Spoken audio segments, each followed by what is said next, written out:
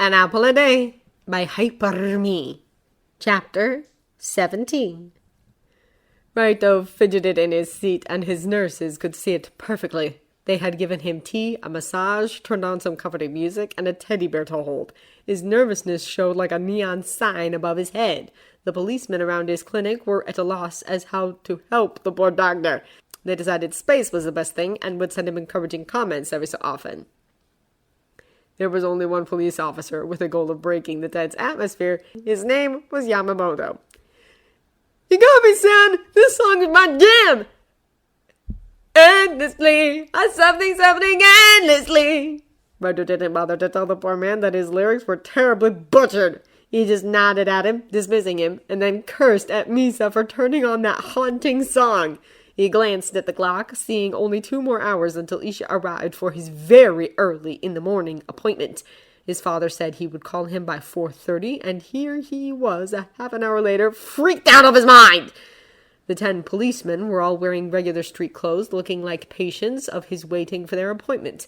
3 were in the front lobby, 2 were in the resting room, another 2 were in the examination rooms, 2 were in the back room, and the last one was patrolling back and forth in the hallway.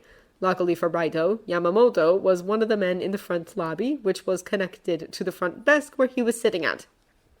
All 13 of them waited in complete silence, except for Yamamoto's random burst-outs. But they never lasted more than 30 seconds before he was told to hush up. Raito squirmed in his seat, ignoring the bear Misa had offered him. Nerves were eating at his stomach. He was sitting on death's row, and in less than 2 hours he would walk up to the guillotine. He prayed that the blade would fail to work, that a large chunk of wood would find its way into the framing and stop the blade from reaching his neck. Raito caught Yamamoto attempting to balance a pencil on his nose and thought what a terrible chunk of wood he was banking his life on.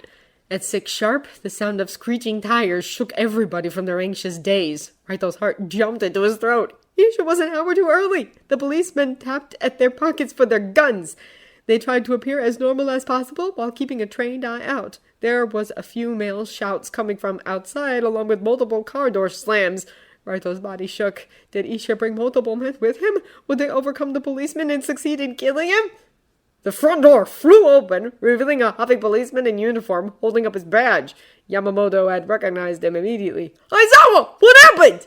The man, Aizawa, looked panicky. "We caught Isha, but we got an injury. Please, Yagami-sensei." He turned to Raito.